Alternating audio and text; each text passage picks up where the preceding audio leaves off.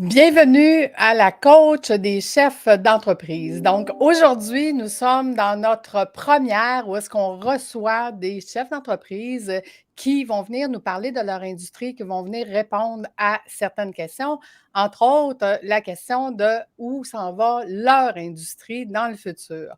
Merci d'être avec nous aujourd'hui. Donc, je vous présente Jerry Comez de HLC Talent. Bonjour Jerry, comment vas-tu? Bonjour Lucie, ça va très très bien ce lundi. La météo va mieux, fait que c'est bien. C'est plus, mettons que c'est plus agréable d'aller faire une marche maintenant que là quelques semaines. Ben Je, oui. je suis d'accord avec toi. Écoute, Jerry, parle-nous un petit peu de HLC Talent. Qu'est-ce que ça fait dans la vie, cette entreprise? Donc, HLC Talent, on est une firme basée dans le recrutement, donc ce qu'on appelle gestion de talent. On est une entreprise niche basée à Montréal.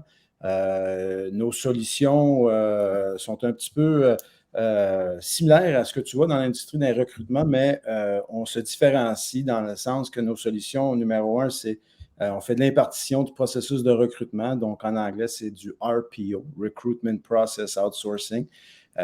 Donc, quand on dit ça rapidement, ça veut dire que on est une extension de votre équipe de ressources humaines et de recrutement. Aussi, on fait des embauches par projet, on fait des recherches de cadres, recrutement qui est sur la diversité, recrutement international et aussi une firme de services conseil ressources humaines.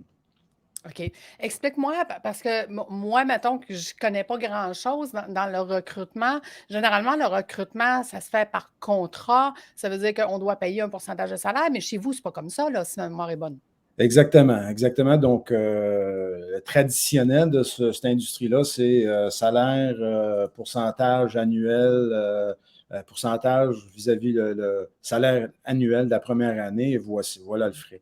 Nous, c'est vraiment une extension, donc euh, on, euh, on y va avec vous comme entreprise dès le début pour bien comprendre les besoins et jusqu'à temps qu'on comble le poste. Vous pouvez ou bien utiliser nos recruteurs, évidemment, dans notre équipe, ou bien on a des ententes à long terme où ce que vous avez du recrutement à faire plusieurs mensuellement ou à l'année longue. Donc, côté retour sur votre investissement, je dirais c'est à peu près 50-60 des frais de ce que vous paierez si vous paierez une à la fois. Et dans ça aussi, évidemment, on connaît votre entreprise et on est capable de vendre votre entreprise, de représenter votre entreprise sur le Mhm. marché. Donc, c'est pour ça que nos clients, historiquement, ça donne des résultats beaucoup plus supérieurs.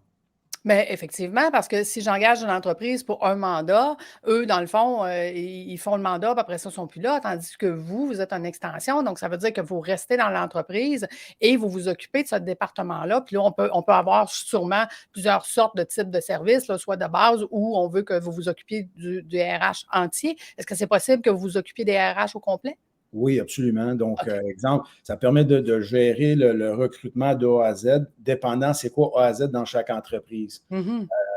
Et on optimise l'efficacité, évidemment, en travaillant ensemble. Ça nous permet aussi d'avoir des bonnes relations et de continuer le trajet de recrutement, l'histoire de recrutement de votre entreprise. Et quand on parle de ressources humaines, projet ressources humaines, conseil ressources humaines, bien ça peut être des standardisations des processus de ressources humaines, ça peut être l'impartition de juste l'administration ressources humaines, création d'un département de ressources humaines. Donc, ça différencie un petit peu côté service conseil RH. À qui s'adresse votre service? Est-ce que ça s'adresse aux petites entreprises, aux moyennes ou aux plus grandes?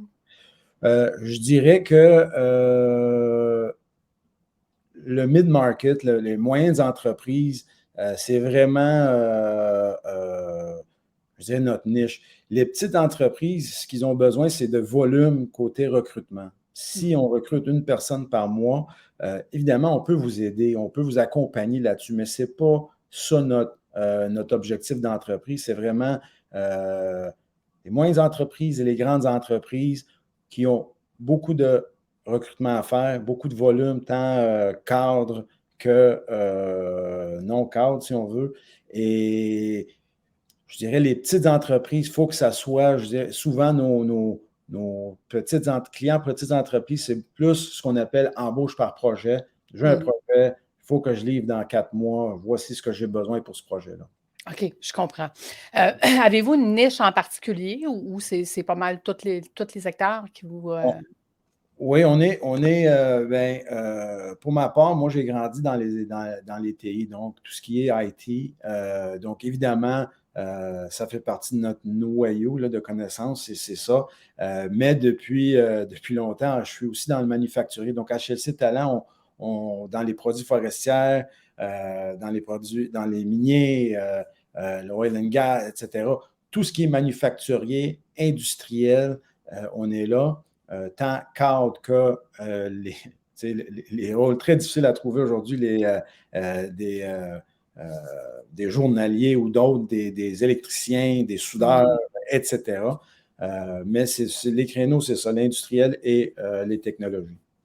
Est-ce que vous vous concentrez juste au Québec ou vous allez puis là, je pose un paquet de questions, mais si vous avez des questions, ceux qui nous écoutent, allez-y là, parce que sinon moi je ne vais pas poser 22 000 questions. Je suis comme ça. Est-ce que vous vous concentrez juste au Québec, Jerry, ou vous allez Non, plus on est à travers le Canada et je dirais même Amérique du Nord avec des mandats pointus aux États-Unis, mais pas basés au Québec. Même notre équipe n'est pas toute basée au Québec. On est un petit peu reparti un petit peu partout, là, au Québec, des Maritimes et même à l'international, on a un recruteur. Donc, on est ouvert à tous les géographies. Excellent. Écoute, on va passer à la deuxième question qui est, d'après toi, quelle est la valeur nécessaire pour être un bon chef d'entreprise aujourd'hui? Évidemment, il y en a beaucoup, mais celui pour moi, et en tant que personne ressources humaines, recrutement, euh, c'est de bien s'entourer. Et Mmh. quand je dis bien s'entourer, c'est de bien choisir les relations et bien s'entourer de personnes pour réussir et augmenter ces bonnes relations. Quand je dis les bonnes relations, c'est tant, oui, nos employés, évidemment, Mmh. mais des partenaires d'affaires, des Mmh. fournisseurs, des clients. Donc, et je pense que c'est primordial parce que quand on cherche du monde pour nos clients et quand on cherche du monde chez nous, une des choses, c'est qu'il faut que ça soit du bon monde. Il faut que ça soit du monde qui euh, peuvent nous aider à augmenter nos bonnes relations et pas les mauvaises relations. Si Exact. c'est s'exprimer avec des bonnes émotions, si c'est des gens, on connaît tous des gens qui sont un petit peu, là, leur bonne humeur, c'est contagieux. Donc, psychologiquement, des gens positifs, mais de bien s'entourer. Et des fois, ça prend des gens de l'externe de Mmh. confirmer si le monde dont qui vous entourez, c'est le bon monde ou non. Non, Donc, c'est ça, c'est parce la que excuse-moi, c'est pas facile là, pour une petite ou une moyenne entreprise, justement, d'évaluer les bons candidats, là. Tu sais, recruter, n'importe qui, ça peut coûter cher, là, parce qu'après ça, il faut les remplacer. On a pris du temps pour les former, puis on réalise que c'est pas la bonne personne. Fait comme tu dis, d'avoir les bonnes personnes, je pense que c'est super important. Oui. Et il y a des outils aussi à aider ça, évidemment, des tests psychométriques Mmh. qui peuvent aider là-dessus. Et je vous donne un exemple. Nous, il fallait qu'on embauche une recruteur. On a embauché une recruteur à l'extérieur de la province et elle s'est posé la question pourquoi on ne lui a pas demandé des références après l'embauche. Mmh. Et c'était simple, c'est que nous, ce qu'on est allé faire, c'est qu'après que moi et Mihala, mon associé, on l'a passé en entrevue, on l'a passé à quelqu'un de l'industrie qui connaît très bien l'industrie, mais qui n'est pas nécessairement chez HLC Talent. Et on voulait avoir une tierce partie. Et pour nous, cette référence personnelle interne avec une opinion neutre, Mmh. exactement ce qu'on avait besoin. On a passé 3 candidats et on a choisi un candidat par rapport au feedback qu'on a reçu de cette tierce partie. Et est-ce que tu dirais que c'est une des particularités des petites et moyennes entreprises? Ils ont peur justement d'aller chercher des ressources pour les aider. Ils pensent qu'ils peuvent tout faire tout seuls, ça va être mieux. Est-ce que c'est un des défauts qu'on voit dans ces années-ci au niveau des entreprises? Oui, et des fois, on manque de connaissances du Mmh. type de personnel qui existe Aujourd'hui, il y a du monde qui travaille 20 heures pour un client, un autre 10 heures pour un autre client, un autre 10 heures pour un autre client. Il y a une panoplie de ressources disponibles sur le marché et je dirais que souvent, on se bloque nous-mêmes en nous disant ah, ça n'existe pas ça ou bien on n'a pas vraiment besoin, à la place d'aller vers le marché, voir ce qui est sur le marché, tenter le marché et vraiment, si on a bien défini notre besoin, des petites entreprises, il y en a beaucoup de personnes qui veulent travailler pour des petites entreprises, petites et moyennes entreprises. L'impact qu'ils vont avoir sur ce genre d'entreprise-là est complètement différent de l'impact qu'ils vont avoir dans des grandes entreprises. Bien, tout à fait. Et une des choses qu'on voit justement dans mes formations, quand on parle de ressources humaines, de sentir qu'on fait partie d'un maillon de la chaîne complète, puis qu'on fait une différence, c'est super important là, pour que l'employé se sente bien dans une entreprise. Donc, c'est l'avantage d'être dans une petite et moyenne, comme tu dis. Ben oui, et ils vont avoir de plus en plus de responsabilités. Et ils Mmh. peuvent prendre des choses, tu n'as pas 22 niveaux d'approbation. Mmh. C'est rapide, c'est flexible. Et je pense que ça, c'est la clé, c'est que quand on embauche des gens en petites et moyennes entreprises, il faut être flexible avec le monde et il faut trouver le monde qui sont flexibles et qui sont ouverts à aujourd'hui, ce n'est pas pareil comme demain et demain, ça ne va pas être pareil comme le lendemain. Exact, exact. Une des choses, effectivement, qu'on apprend, c'est de dire arrêtez de penser que vous allez recruter la personne idéale. Parce que la personne idéale, là, ben, c'est vous. Tu sais, je veux dire, il n'y en a pas d'autre. Là. Si elle est idéale, elle a sa propre entreprise. Là, puis elle est comme vous. Là. Donc, comment on peut faire autrement le recrutement? Et ça m'amène à mon autre question. C'est quoi pour toi les prévisions de ton industrie? Comment ça va changer dans les prochaines années? Bien, pour répondre à ta question par rapport à ce qu'on recherche, et je vais enchaîner vers l'autre, mais souvent, on a une liste d'épicerie. Les gens qui embauchent ont une liste d'épicerie de dire, bon, voici 10 choses que je cherche à voir. Et souvent, ils s'en vont vers trouver, je veux 9 sur 10 ou je veux 10 sur 10. Bien, Mhm. souvent, c'est la mauvaise personne que vous embauchez si quelqu'un peut cocher ces 9-10 boîtes-là parce qu'il manque d'opportunités de croissance. Et cette personne-là, 9-10 boîtes cochées, ne restera pas longtemps. Et je dirais, aller vers le 6-7, boîte de cocher, pour qu'il y ait une progression possible pour la personne, un apprentissage, ça va créer de l'engagement et le succès va venir par la suite.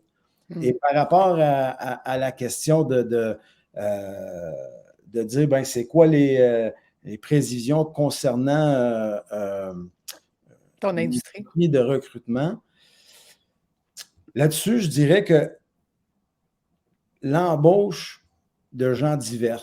Donc, quand on parle de la diversité, donc le recrutement qui est axé sur la diversité, je pense que c'est probablement la tendance qui va ressortir le plus. Ça a déjà commencé, ce n'est pas quelque chose qui a commencé, mais exemple, je vous donne des exemples réels de clients, accroître leur leadership féminin, des fois dans l'ingénierie, dans les TI, dans la foresterie, où il y a des manques. Cibler des fois des gens en fin de carrière. Recruter et avoir des vrais objectifs de recruter des personnes de diversité, de l'inclusion de différentes sortes de personnes, peu importe, ils sont nés où, ils viennent de où. J'entends très souvent dans notre industrie de recrutement, manque d'expérience québécois ou canadien. Ben, ça veut dire quoi, ça? Et je pense que c'est là qu'on se bloque des fois. Donc, c'est important et je pense que c'est ça la clé du succès, c'est de mettre des stratégies en place pour la diversité et l'inclusion. Et je pense que c'est vraiment ça. Et les entreprises qui le font et qui le font bien, ils ont du succès énorme. Et ces gens-là, non seulement la diversité, là, ça a un impact direct sur les résultats. Et ce n'est pas moi qui le dis, ça, mais vous voyez, il y a beaucoup de différentes de statistiques là-dessus, de dire qu'une équipe diverse performe plus. C'est aussi simple que ça. Et en bout de ligne, si ça performe plus, ben, le résultat de l'entreprise, ben, ça va avec.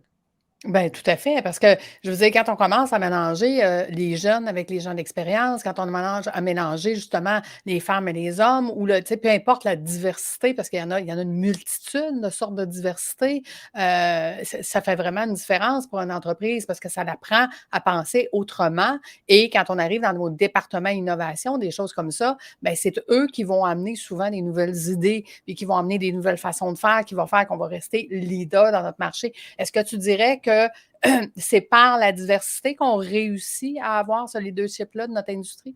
100%. OK. 100%. C'est euh, comme j'ai dit, il y a des études, multiples études qui démontrent que le résultat est Mmh. là. Mmh. Et la diversité amène des nouvelles idées. Tu sais, j'avais un boss à un moment donné qui disait on était 6 dans une salle, tout le monde était tout le temps d'accord. Ben, Mmh. si on est 6 qui étaient tout le temps d'accord, ça veut dire qu'on est 5 de trop. C'est ça. Et c'est Tout à la fait. même chose avec la diversité. Ouais, je comprends. Mais là, les gens vont dire: «Oui, mais c'est difficile de recruter». Fait que c'est encore peut-être plus difficile de recruter dans la diversité. Qu'est-ce que tu en penses? Non, je pense que c'est le contraire. Je pense OK. que la diversité, on a des gens, on a du monde qui sont en train de travailler présentement, qui tombent dans cette catégorie de diversité, là. Des gens qui viennent de l'extérieur, d'autres pays, ils avaient un titre X dans leur pays Mmh. pendant 10 ans, ils arrivent ici, puis il faut qu'ils refassent tout, puis il faut qu'ils commencent un poste beaucoup moins senior. Euh, pourquoi pas? Pourquoi pas regarder le niveau qu'ils étaient avant d'arriver, puis égaler Mmh. et faire du coaching de cette personne-là pour combler ce qui manque. Mais je dirais, et des gens qui ont même surqualifié, Ouais. qu'on ne regarde pas des fois parce que pour des raisons diverses dans chacune des entreprises, mais je dirais que si vous voulez une solution plus simple, plus facile, c'est définitivement l'avenue à prendre. Et si je te posais la question, Jerry, parce que je te connais un peu, puis si je te posais la question, c'est quoi la plus grande différence en recrutement entre un entrepreneur et un chef d'entreprise? Entre un entrepreneur et un chef d'entreprise, euh, un entrepreneur euh, est souvent capable d'avoir la confiance de prendre la bonne décision pour leur entreprise parce que c'est le chef d'entreprise. Donc, ils n'ont peut-être pas toutes les ressources, mais ils vont aller chercher les ressources, vont être débrouillards pour aller chercher la meilleure personne pour combler leur rôle et de leur compléter ou de compléter une autre personne. Ils ont cette capacité-là de penser, de prendre plus de risques de ce côté-là. Okay? Mhm. Si on regarde chef d'entreprise, exemple dans une grande entreprise, des fois, ça va être beaucoup plus axé. Ben, j'ai besoin pour livrer un projet, j'ai besoin pour ça, j'ai besoin parce que personnellement, j'ai besoin de grimper les échelons, puis il faut que j'ai besoin d'une bonne équipe performante, puis je n'ai pas nécessairement tout le temps de coacher. Donc, je pense que la manière de regarder le même candidat peut être différent. Je dis Mhm. ça, mais je connais beaucoup de chefs d'entreprise qui pensent de la manière que des entrepreneurs. Donc, je lance ça comme ça, mais c'est probablement la différence. Et c'est là que tu as besoin d'une bonne équipe de ressources humaines pour amener tout sur les rails et de s'assurer qu'on embauche les meilleures personnes possibles pour les bonnes raisons. Tout à fait. Je donne souvent comme exemple que maintenant, les entreprises, il faut regarder ça un petit peu comme si on était dans une maison et qu'on était tous colocataires. Où est-ce Mhm. que chacun a une tâche à faire, hein? Tu sais, celui qui est meilleur à faire la vaisselle, puis celui qui est meilleur à faire la balayeuse. Ah, Mais dans l'ensemble, ce qu'on veut faire, c'est d'être heureux au travail. Quand tu disais d'embaucher les bonnes personnes, c'est ça, là. C'est d'avoir une équipe où est-ce qu'ils vont être heureux de travailler ensemble parce qu'ils sont la majorité de leur temps dans une journée, ça passe au travail. Donc, ça devient encore plus important de recruter les bonnes personnes à ce moment-là. Est-ce que l'exemple pour oui, toi, c'est comparatif? oui, oui, absolument. Et les gens aujourd'hui, ils ont tellement d'options. Mhm. Ça a changé, hein, le marché a changé énormément dans les 10, 15 dernières années, même dans les 2 dernières années, mais on voit un shift beaucoup plus employé qu'employeur. Ouais. Et si on retourne, et les employés ou des gens qui sont à la recherche ont beaucoup plus d'outils, beaucoup plus d'options présentement qu'ils avaient 4, 5 ans, 10 ans, 15 ans, au début des grosses firmes de recrutement. Donc, ça a changé et il faut être agile pour être compétitif. Exactement comme ils sont dans leur business, faut qu'il y ait cette même agilité-là dans le recrutement. Et ça change. Mm. Donc, euh, je vois dans l'industrie du recrutement les gens qui font les choses correctement et des entreprises qui essayent de couper des coins, faire ça Mm. un peu différent. Et c'est nous qui est l'employeur. Il devrait faire ce qu'on demande, notre manière, etc. Ça ne marche plus, ça. Mhm. C'est ça. Donc, Les l'entrepreneur attentes doit aller chercher des compétences. C'est ça, les attentes des candidats sont de plus en plus difficiles à satisfaire. Mhm. Donc, comme employeur, il faut refaire ce qu'on leur offre et il faut être créatif dans ce qu'on leur offre. Oui, parce que d'offrir le boni, là, ça ne marche plus. Là. Ça prend plus que ça là, au bout de la ligne. Là. Tout le monde aime, c'est ça, c'est ça. Beaucoup Tout le monde plus que aime ça. l'argent, mais il y a d'autres choses, c'est ça. Tout à fait, parce que là, les gens ils ont été sensibilisés à, écoute, il n'y a pas juste le travail, hein, il y a autre chose, C'est ça. surtout quand la maladie nous frappe ou qu'on a arrêté comme on a vécu et tout ça. Donc, il y a beaucoup de valeurs maintenant qui sont beaucoup plus importantes qu'elles étaient avant. Et je pense que c'est à l'intérêt des entreprises de s'adapter rapidement à mettre ces valeurs-là d'avant et en place. J'ai combien d'entrepreneurs qui font mes formations puis qui disent ben tu sais, moi, Lucie, j'aide de façon naturelle dans la vie, mais je ne le dis pas. Ben écoute, c'est important. Premièrement, tes employés veulent savoir à quoi ils participent. C'est important que tu le dises, que tu fais de l'aide ou que tu vas avoir une entreprise, que tu vas, un OSBL ou peu importe, que tu vas supporter ou peu importe de quelle façon que tu le fais, mais je pense que c'est important aujourd'hui de sortir ces valeurs-là. Et Donc, en développement encore plus, je pense. c'est ça, et plus que jamais, là, le marque employeur, on entend, mais Oui. c'est tellement important. Et euh, on voit beaucoup de grandes entreprises qui font, en termes quand on parle de conditions ou avantages pour des employés, Mhm. de plus en plus, on voit que c'est basé sur les demandes des employés. Oui, tout Euh, à fait. et je pense que c'est plus à la carte Mhm. que dire voici votre menu. Oui, c'est ça. Voici vos avantages sociaux au lieu de quel avantage sociaux tu aimerais. Tu sais, ça a une différence au bout de la ligne. Parce que Écoute, ton employé de 27 ans, ouais, les priorités d'un employé de 27 ans ne sont pas nécessairement la même que l'employé de 57. tout à fait. Tout à fait. Comment on peut les satisfaire tous les deux. Écoutez, si vous avez des questions à poser à Jerry avant de conclure notre dernière, vous pouvez toujours poser des questions. Là. On est en direct pour ça, pour qu'on puisse communiquer avec vous. Et si tu avais à remonter le temps, Jerry, et à parler au Jerry qui avait 18 ans, qu'est-ce que tu lui dirais? Je dirais d'oser de prendre plus de risques tôt dans ma carrière. OK. Et ce que je dis, c'est côté carrière, de prendre des risques de formation, de prendre des risques avec des entreprises, de prendre des risques sur ce qui me passionne et ne pas nécessairement prendre le chemin que tout le monde dit, ah, ben voici, on vient de finir, exemple, pas moi, là, mais tu viens de finir ton bac en finance, ben, il faut que tu sois un comptable, puis voici ton cheminement. Prendre des risques, et je dis prendre des risques parce que ça aide à devenir plus confiant. Ça aide aussi de te faire rejeter à jeune Mhm. âge et de te relever. Et ça, c'est du leadership. C'est comme ça que tu bâtis du leadership et c'est comme ça que tu peux grandir. c'est en prenant des risques, et encore une fois, les risques qu'on prend à 25, 27, 28, exemple, c'est plus simple de prendre des risques à ces âges-là que prendre des risques, évidemment, plus tard dans la carrière. Même si on les prend, je les prends, tu les prends, tout le monde prend des risques, mais des risques calculés. Mais ça serait la chose, c'est prendre des risques à des bas âges et des risques intelligents et à ne pas avoir peur. Je sais que c'est facile à dire, hein, OK?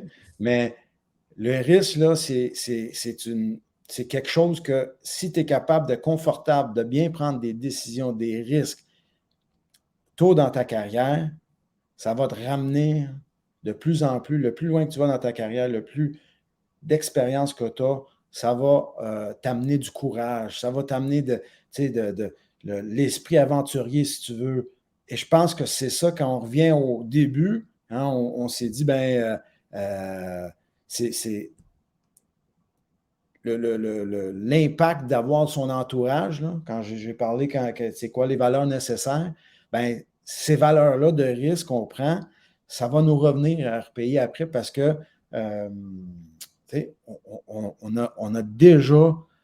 on a déjà mis la main dans le feu, puis on sait comment réagir, on sait comment prendre des risques, on sait comment se faire fermer 3, 4 portes dans la face. C'est important. C'est important. Tout à fait. Je rajouterais juste qu'apprendre à faire de la gestion de risque, ça s'apprend aussi, là. On n'est pas né avec ça. Fait que, c'est comme je disais d'entrée de jeu, hein, on peut apprendre de ses erreurs des fois qui coûtent cher ou on peut se faire accompagner, mais prendre des risques, effectivement, ça s'apprend et c'est un muscle, c'est quelque chose qui se muscle, notre cerveau. Absolument. Tout à fait. Tout à Ouais. fait. Donc, écoute, c'est un bon conseil. Écoute, merci, merci infiniment. Ça a été hyper intéressant. Donc, on a appris plein de choses aujourd'hui, hein, que le recrutement, ben, ça s'en va plus vers la diversité, mais l'inclusion, nos valeurs, et tout ça font faire partie d'un bon chef d'entreprise. Donc, ça a été que des pépites que tu nous as données aujourd'hui. Donc, merci beaucoup, Jerry, d'avoir été avec nous. Merci beaucoup, Lucie. Ça me fait plaisir. Je vous souhaite une bonne journée, tout le monde, et nous, on se donne un rendez-vous la semaine prochaine, lundi midi. Donc, ça sera toujours les lundis midi maintenant, votre coach de chef d'entreprise qui reçoit des entrepreneurs de réussite qui viennent vous donner leur parcours. Donc, merci. Je vous souhaite une belle journée, tout le monde. Merci, Lucie. Bye-bye. Bye bye.